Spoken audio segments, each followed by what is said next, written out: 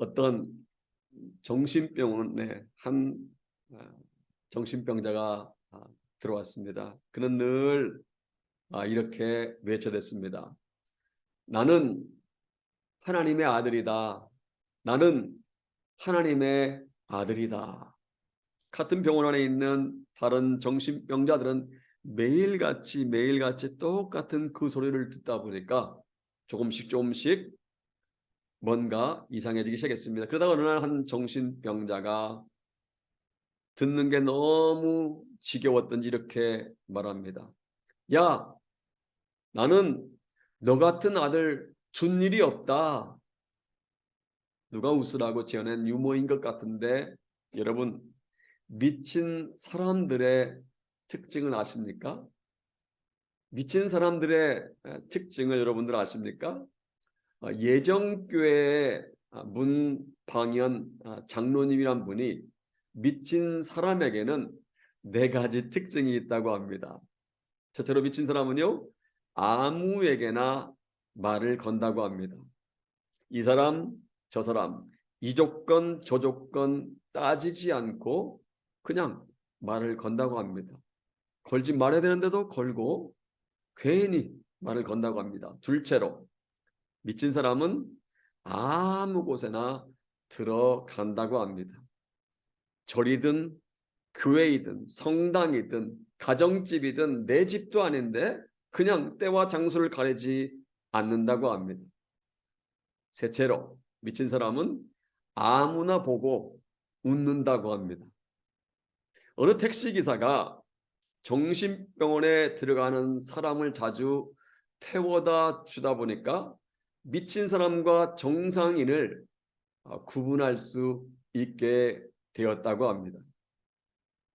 정신병원에 들어가는 사람 중에 웃는 사람은 미친 사람이고 화를 내는 사람은 정신병자의 보호자나 가족이라고 합니다.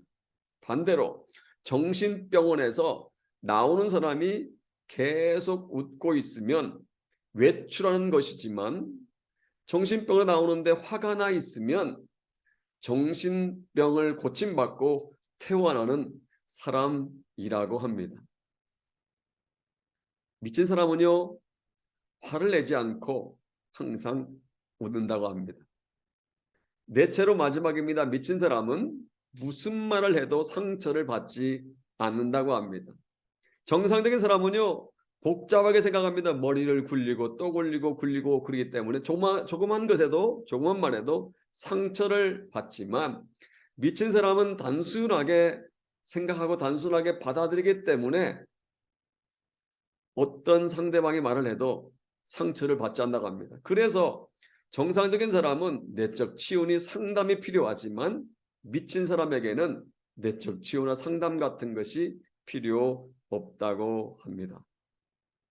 이 문장로님은 1년에 300명 이상의 전도를 계속해서 하다 보니까 전도왕에 올랐는데 전도왕이 되면서 그분은 전국을 돌아다니면서 전도 세미나를 하면서 전도를 잘 하려면 바로 이 미친 사람처럼 해야 한다고 그렇게 주장한 것입니다. 다시 말하면 미친 듯이 일해야지 전도할 수 있다라고 강조한 것입니다. 일반적으로요, 특별한 경우 빼고 일반적으로 미쳤다, 미친 X, 미친 Y, 미친 베이비라는 이런 말을 듣고 좋아하는 사람은 없습니다. 그 말을 들으면 좋아하기는커녕 오히려 기분이 나빠지고 화를 내고 거기다가 심하면 멱살잡이를 하고 주먹다짐까지 하는 경우가 있습니다. 나한테 미쳤다고 했어 너? 나한테 미친 X라고 했어? 미친 베이비라고 말했어? 라고 화를 내는 것입니다. 그 이유는 미쳤다는 이 말을 부정적으로 생각하기 때문입니다. 그런데 여러분 기억하십시오. 지난주 살펴본 정신병과 같은 사람, 전염병과 같은 사람이라는 말에는 부정적인 의미와 함께 긍정적인 의미가 들어있는 것처럼 이 미친 사람이란 말에도 부정적인 말 외에 긍정적인 의미도 들어있다는 사실입니다. 전염병과 같은 사람에게 있는 것처럼 이 미친 사람에게도 긍정적인 면도 있고 부정적인 의미도 있다는 것입니다. 물론 제가 지금 말하고 있는 이 미친 사람은요, 의학적으로 판명된 정신병자를 의미하는 것이 아니라 무언가에 집중하거나 깊게 몰입하는 사람을 의미합니다. 일반적으로 다른 것을 생각하지 않고 목표에 몰입할 만큼 미친 사람이 뭔가 이뤄도 이룬다는 사실입니다. 세상에 이름을 날리는 사람들 중에 태반은 무언가에 미쳤다는 특징이 있습니다. 우리는 박지성이라는 축구 선수를 잘 압니다.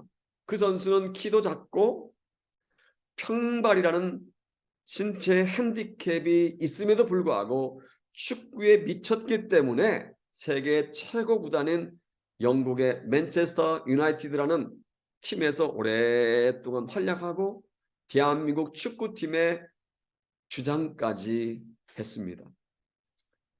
강수진은 발톱이 다 빠질 정도로 발레에 미쳤기 때문에 세계적인 발레리나가 되었고요. 조수미는 하루에 8시간씩 연습할 정도 노래에 미쳤기 때문에, 연습에 미쳤기 때문에 세계 5대 오페라 극장에서 주역으로 데뷔한 동양인 최초 프리마돈나이자 세계적인 소프라노가 되었습니다. 토마스 에디슨이 호기심으로 직접 달걀을 품어 부활을 시도할 정도로 실험에 미쳤기 때문에 그는 인류의 발명왕이 된 것입니다.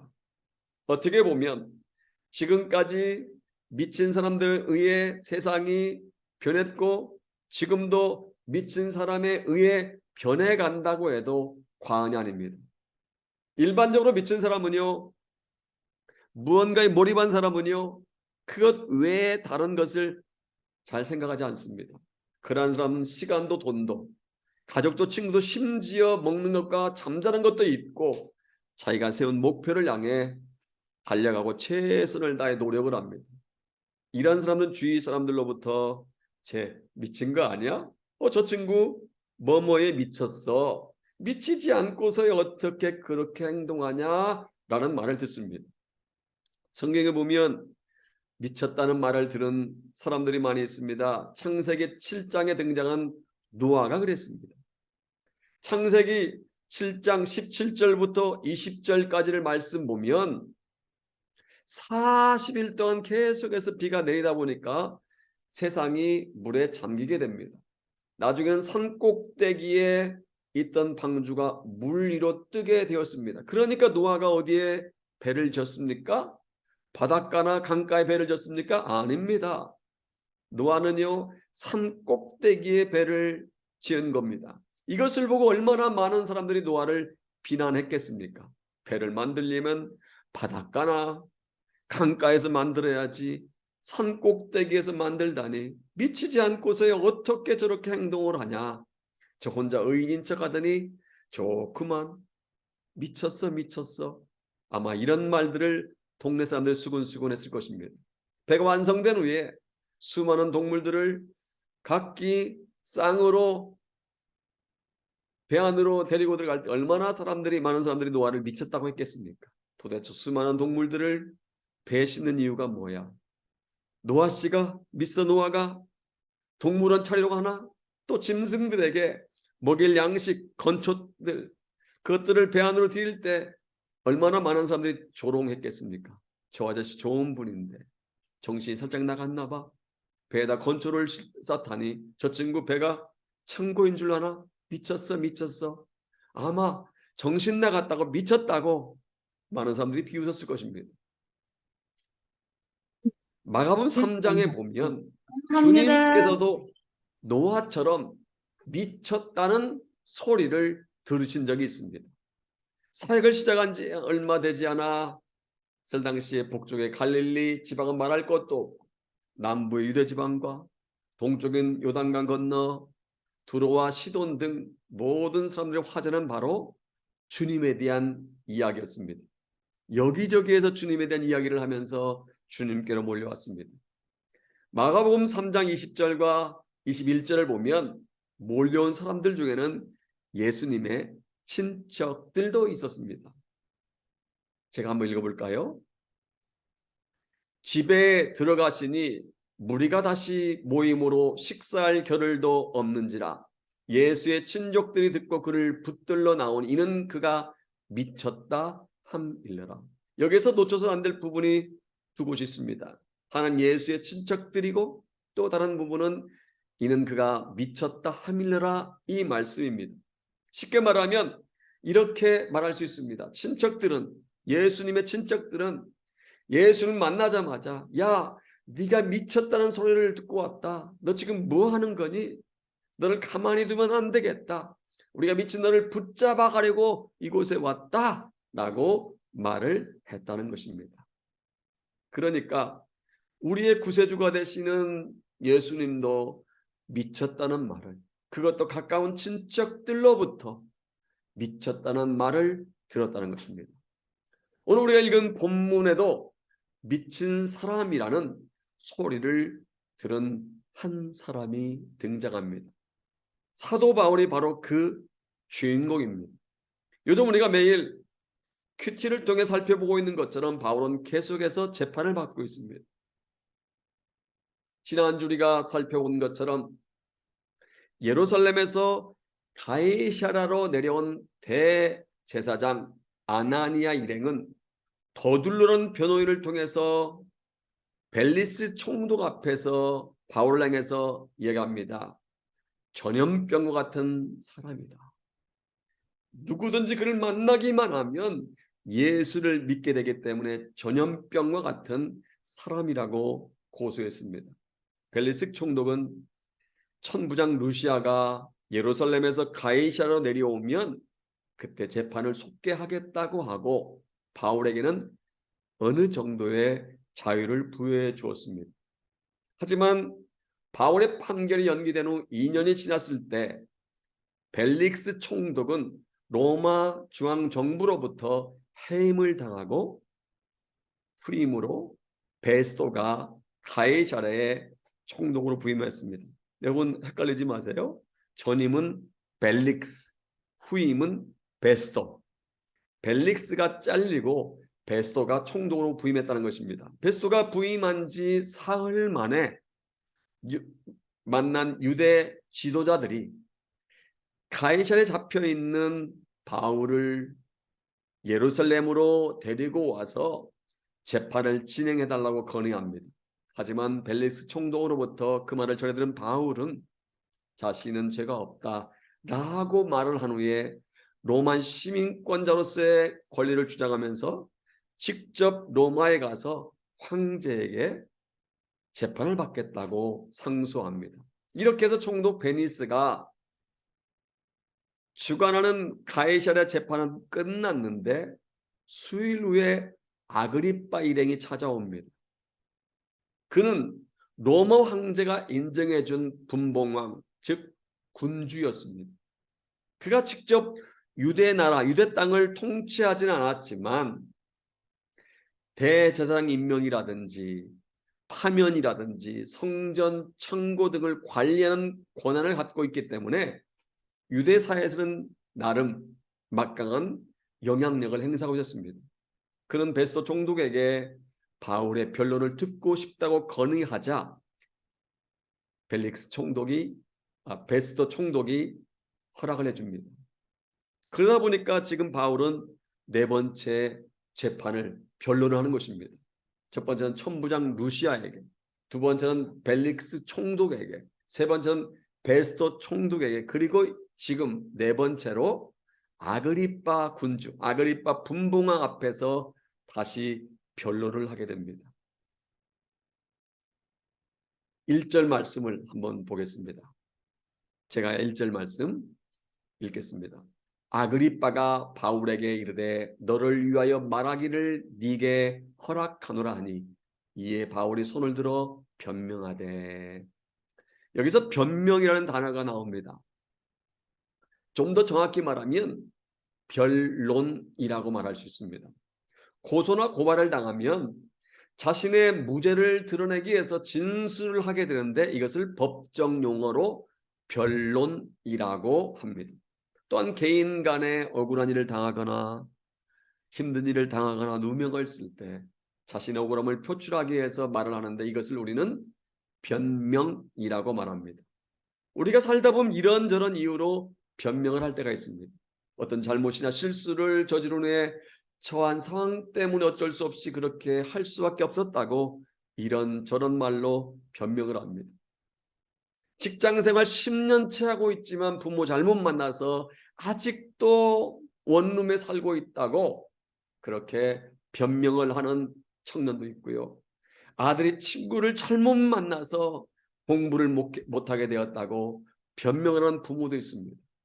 세상이 썩어버렸기 때문에 미래에 대한 꿈도 없이 흥청망청 살고 있다고 변명을 하는 사람도 있고요. 교회가 타락해서 세상의 손가락질을 당하고 있기 때문에 자기는 신앙생활을 쉬고 있다고 변명을 하는 사람도 있습니다. 부모 탓, 친구 탓, 나라 탓, 대통령 탓, 목사 탓, 교회 탓, 세상 탓을 하며 변명을 하는 사람들이 있습니다. 제가 지난주 월요일부터 새롭게 직장 생활을 시작했습니다. 아시는 분들은 아시겠지만 제가 8년 6개월 전에 풀타임 사역을 갑자기 멈춘 후에 크리스찬 학교 같은 데를 청소하면서 알바를 하면서 사역을 진행해 왔습니다. 그러다 작년 말 알바를 하는 회사가 교체가 되면서 저희 부부의 고용 조건이 달라져서 직장을 알아보다가 새로운 직장에 취직이 된 것입니다. 이미 30년 전 젊은 나이에 평신도 시절 했던 스프링클러 제작하는 일인데 오랜만에 다시 하게 된 것입니다. 그래서 아예 사장님과 인터뷰를 할 때부터 저는 사실대로 얘기했습니다. 저는 이러이러한 자격증들을 갖고 있습니다. 이러이러한 경험도 있고요. 저는 경력자입니다. 하지만 오랫동안 이 일을 하지 않아서 아마 처음엔 실수를 할 것입니다. 그렇기 때문에 며칠 동안 조개 시간이 필요할 것이기 때문에 이해해 주십시오. 라고 사전 양해를 구했습니다. 실제로 일을 시작하자 쉽지가 않았습니다. 함께 일하게 된 직원이 저의 큰아들보다 겨우 1살 많은 제이크라는 이름의 형제였습니다. 그 제이크라는 이름의 형제 앞에서 제가 몇 차례 실수를 했습니다. 그때마다 제가 이렇게 말했습니다. 제이크 씨, 내가 한다고 했는데 마음에 들지 않지요? 과거 일을 할 때는 제 밑에 도와주던 시다, 레이버가 이런 일을 다 했기 때문에 저 일을 해본 적이 별로 없어요. 제가 잘못한 것 같은데 다시 해볼게요 라고 말을 했습니다. 그런데 퇴근해서 책상 앞에 앉아 낮에 있었던 일을 곰곰이 생각해 보니까 제가 변명을 했다는 것을 알았습니다. 특별히 본문에 등장하는 바울의 이야기를 묵상하는데 제가 변명으로 일관했다는 것을 깨달았습니다. 사랑하는 하모니가 여러분도 어떻습니까? 만약 변명할 기회가 주어진다면 여러분 어떻게 합니까?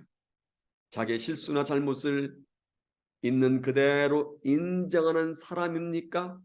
아니면 다른 사람 탓, 부모 탓, 자식 탓, 친구 탓, 나라 탓, 환경 탓, 목사 탓, 옆에 있는 이웃 탓하고 성경을 탓하는 사람입니까?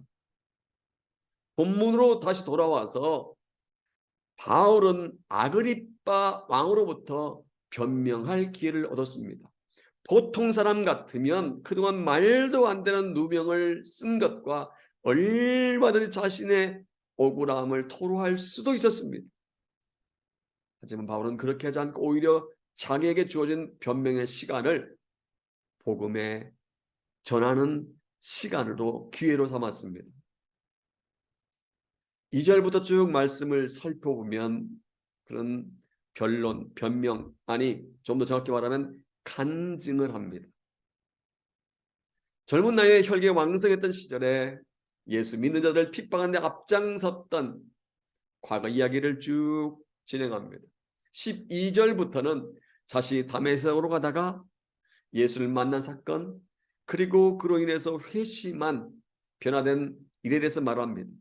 그리고 본문에서 바울은 이제 본격적으로 자신이 하고 싶은 말, 즉 가장 중요한 말을 합니다.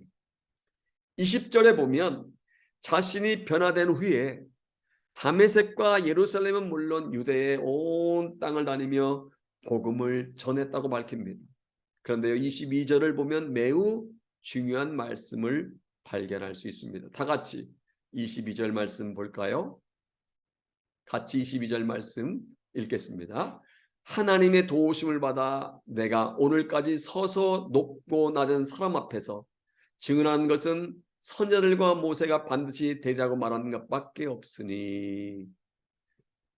여기 내가라는 이 말은요, 바울 자신을 가리킵니다. 다메섹에서 회심한 후 변화되어 오늘까지 높은 사람과 낮은 사람 앞에서 복음을 증거했다는 것입니다. 중요한 것은 하나님의 도우심을 받아입니다. 그러니까 바울은 자신의 힘과 지혜와 여러 가지 노하우를 가지고 복음을 전한 것이 아니라 하나님의 도우심을 받아 지금까지 복음을 전할 수 있었다는 것입니다. 저는 이러한 바울의 겸손이 그가 하나님의 위대한 사도로 쓰임받게 된 이유 중에 하나라고 생각합니다. 왜냐하면 하나님께서는 교만한 자를 대적하시되 겸손한 자에게 은혜를 베풀어 주시기 때문입니다. 우리는 blessing, 복이란 말을 참 좋아합니다. 특별히 매해 연초가 되면 복에 대해서 말합니다. 복 많이 받으세요. 신년에는 많은 복 받으세요. 이 복을 말합니다. 그런데 이 복을요, 히브리어로 바라크라고 말합니다. 바락. 전임 미국 대통령 이름이 바락 오바마입니다. 오바마 바락. 바라크라는 말이 복이라는 히브리어입니다. 이 바라크라는 단어에는요, 복을 받다, blessed, 복을 받다라는 의미와 함께 무릎을 꿇다, kneel down이라는 의미가 있습니다. 그러니까 하나님을 진심으로 의지하고 겸손하게 나가는 자가 하나님께서 주신 복을 받는다는 의미가 이 바라크라는 단어에 들어 있습니다. 이처럼 겸손은요, 축복을 담는 그릇이라고 할 수 있습니다. 겸손은 하나님의 복을 끌어오는, 나에게 끌어당기는 좌석이라고 할 수 있습니다. 아이들이 과학 시간에 위에서 아래로라는 자연 법칙을 배웁니다. 여러분, 비가 어디에서 어디로 내립니까? 위에서 아래로 내리지 절대로 밑에서 위로 비는 솟아오르지 않습니다. 비는 반드시 위에서 아래로 내립니다. 물줄기가 어디에서 어디로 흐릅니까? 위에서 아래로 흐릅니다. 이게 자연 법칙입니다. 햇볕도요, 위에서 아래로 내려쪼입니다. 영적인 법칙도 마찬가지입니다.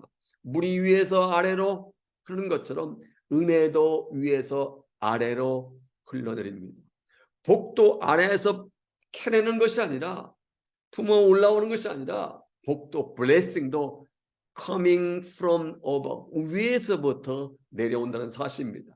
그렇기 때문에 하나님께서는 자신을 알고 자신을 낮출 줄 알고 자신을 가장 낮은 자리에 놓는 사람에게 복을 주시는 것입니다.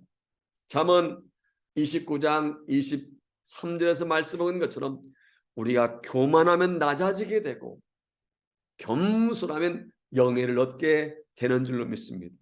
누가복음 18장 14절에서 말씀하고 있는 것처럼, 야고보서 4장 10절에서 말씀하고 있는 것처럼 우리가 낮아지면 낮아질수록 하나님께서 우리를 높여 주신 줄로 믿습니다.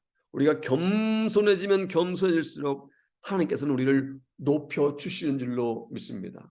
그러므로 하나님은 교만한 자를 물리치시고 겸손한 자에게 은혜를 주시는 사실을 기억하며 2023년 한 해 동안 날마다 겸손으로 옷을 입는 저와 여러분 되시기를 바랍니다.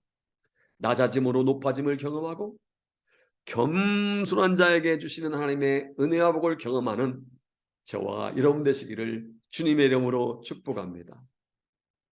본문에 등장하는 바울은요, 매우 humble man, 겸손한 사람이었습니다. 그래서 자신의 힘과 지혜와 능력이 아닌 하나님의 도우심을 받아 복음을 지금 증거하고 있다고 밝힌 것입니다. 그리고 23절에서 자신이 전하고 있는 복음에 대해서 구체적으로 언급합니다. 다 같이 23절 말씀 같이 볼까요? 23절 같이 읽겠습니다. 곧 그리스도가 고난을 받으실 것과 죽은 자 가운데서 먼저 다시 살아나서 이스라엘과 이방인들에게 빛을 전하시라 함이니라 하니라. 구약에서 수도 없이 예언한 대로 주님은 고난을 받으신 후 돌아가셨다가 다시 부활하셨다는 것입니다. 그리고 부활로 말미암아 그리스도이심이 증명되었다는 것입니다. 이것이 바로 복음의 핵심입니다. 우리 기독교는 다른 어떤 종교에도 없는 부활의 종교입니다. 그래서 바울은 주님이 구약의 예언대로 다시 살아나셔서 모든 인류의 빛이 되신다고 밝힌 것입니다.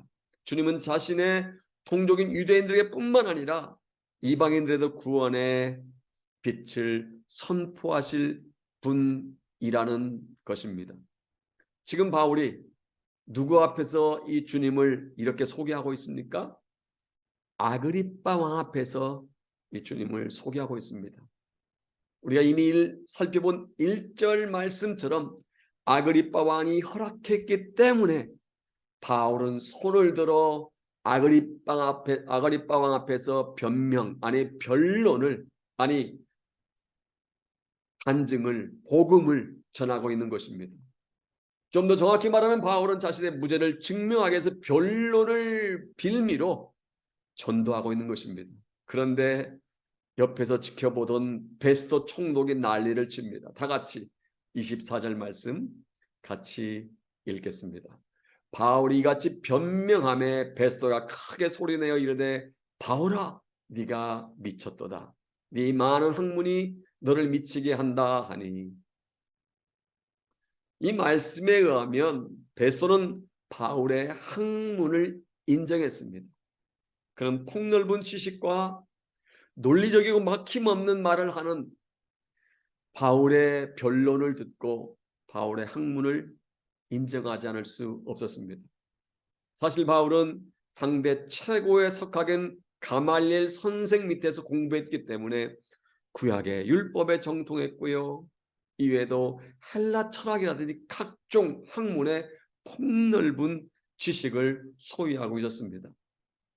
베소는 바로 이 바울의 아카데미컬한 능력을 인정했습니다. 이것은 바울에 대한 긍정적인 반응입니다. 그런데 이와 반대로 바울에게 대해 부정적인 반응도 했습니다. 바울의 변명을 옆에서 듣고 있던 베스도 총독이 바울에게 뭐라고 했습니까? 바울아, 네가 미쳤도다. 그냥 말한 것이 아닙니다. 성경의 말씀 보면 바울이 같이 변명한 베스도가 크게 소리내어 이르되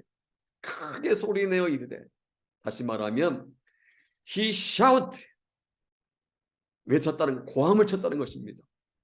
바울아 네가 미쳤도다.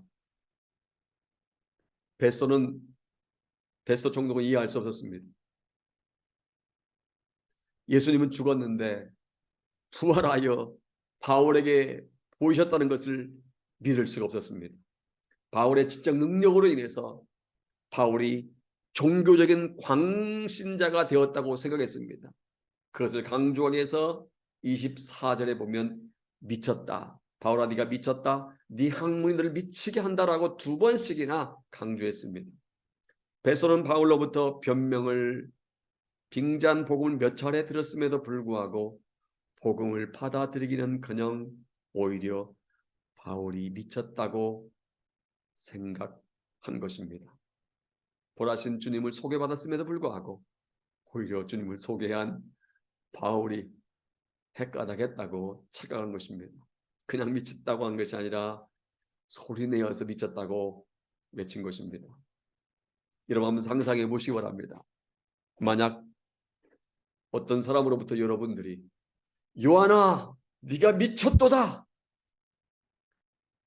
미수가 네가 미쳤도다, 네가 배운 학문이 너를 미치게 하는구나 라는 말을 들었다면 여러분 어떤 마음이 들겠습니까? 만약 제가 누군가로부터 상호야 네가 미쳤도다, 네가 네 많은 학문이 너를 미치게 한다는 말을 들으면 저는 참으로 참담한 생각이 들 것입니다. 내가 이런 말 들으려고 어려운 신학을 공부했나? 그것도 한국말이 아닌 어려운 영어로 힘들게 신학을 공부했나? 저 친구 내가 아시안이라고 인종차별하는 거 아니야? 내가 먹고 살기 위해서 목사가 된 줄 아나? 차라리 목사가 아니면 호주에서 떵떵거리며 살 수 있는, 돈 많이 벌 수 있는 직업이 얼마나 많은데 라는 생각이 들 것입니다.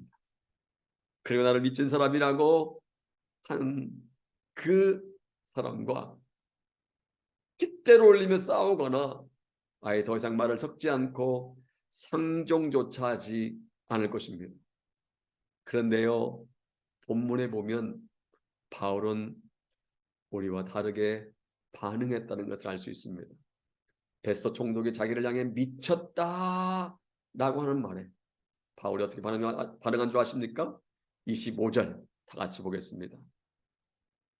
25절 같이 읽겠습니다. 바울이 이르되 베스토가 가여 내가 미친 것이 아니요 참되고 온전한 말을 하나이다. I am not insane. I am not crazy man. 자기는 미친 사람이 아니라는 것입니다. 당신은 나를 미쳤다고 말하지만 나는 미치지 않았습니다.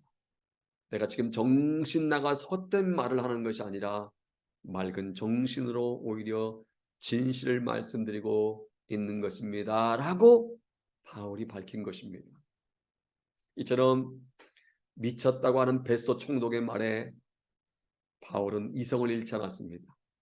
오히려 자신이 정신이 온전하다는 것입니다. 그리고 나서 갑자기 대화의 대상을 바꿉니다. 이것이 또 다른 바울의 장점입니다. 우리 보통 누군가와 대화를 하다가 상대방이 우리를 이해하지 못하면 그를 이해시키기 위해서 점점 목소리 톤이 높아집니다. 그것도 못 알아들어?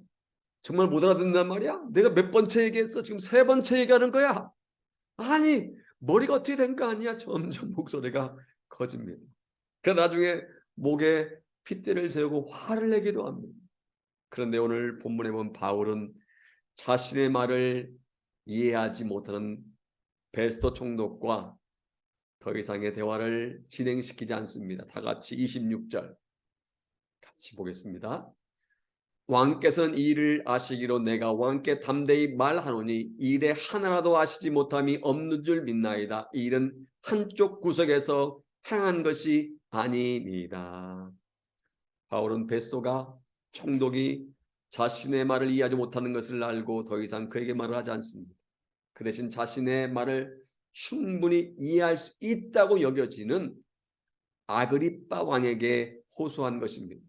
사실 앞에서 언급한 것처럼 지금 이 자리는 아그리빠 왕이 허락했기 때문에, 그리고 아그리빠 왕이 듣고 싶어 했기 때문에 바울이 아그리빠 왕 앞에서 아그리빠 왕에게 변명을 하고 있는 것입니다.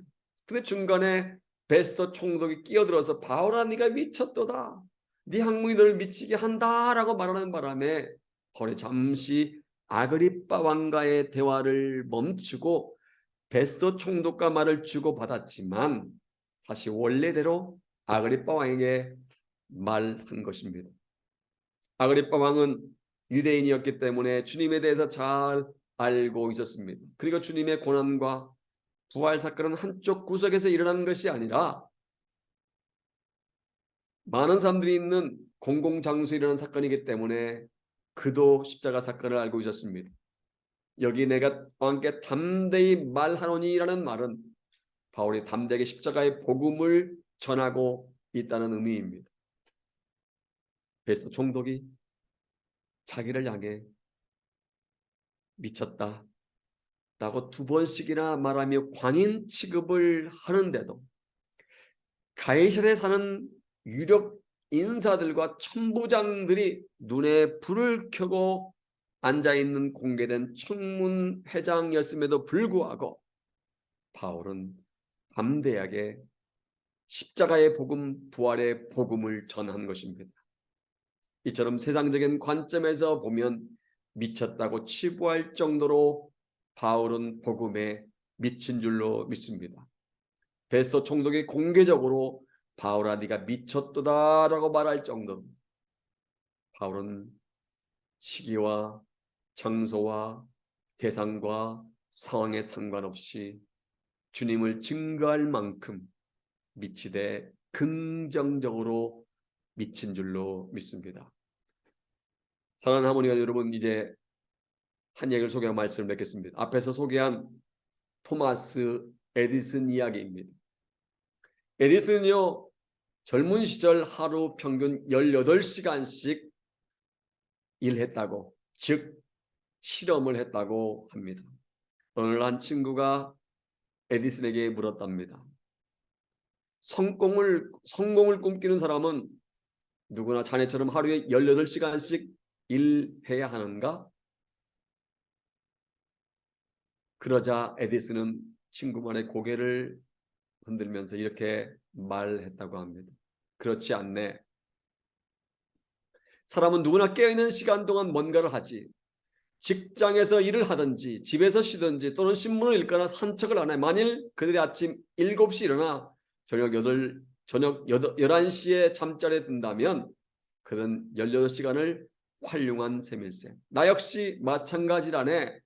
단지 그들과 나의 유일한 차이는 그들은 한꺼번에 많은 일을 하지만 나는 오직 한 가지에만 집중한다는 걸세.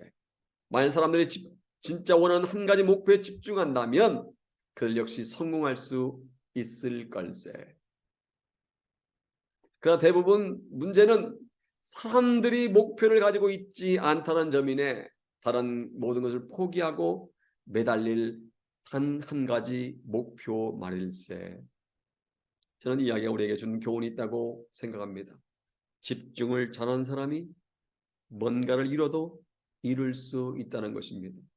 제가 자주 이야기하는데 망치로 내려쳐야 할 머리에 집중을 잘하는 사람이 탁월한 목수가 되고 피아노에 집중을 잘하는 사람이 세계적인 피아니스트가 됩니다. 표적에 집중을 잘하는 사람이 세계적인 사격 선수가 됩니다. 집중력에 따라 프로와 아마추어가 구분이 됩니다. 우리의 신앙생활도 마찬가지입니다. 신앙생활의 핵심에 집중하느냐, 집중하지 못하느냐에 따라서 성숙한 성도와 미성숙한 성도가 구분이 됩니다. 미성숙한 성도는요, 다른 사람에만 신경을 쓰고 변화하는 환경에만 신경을 쓰는 등 핵심은 놓친 채 항상 격까지만 신경을 쓰는 특징이 있습니다. 그러다 보면 날마다 시험 보고 있다, 시험 들렸다, 시험에 빠졌다 라고 하면서 믿음이 성장하지 않고 해가 바뀌어도 여전히 제자리 걸음만 합니다. 그런데요, 성숙한 성도는 환경이나 주위 사람이나 여러 가지 신앙의 격까지에는 별로 신경을 쓰지 않습니다. 오직 신앙생활의 핵심이신 주님께 집중하고 길이요 진리요 생명이신 주님께 미치는 사람이 성숙한 성도요 진짜 믿음의 사람인 줄로 믿습니다. 옛 어른들로부터 종종 이런 말을 들은 적이 있습니다. 망하려면 곱게 망하고 미치려면 곱게 미쳐라.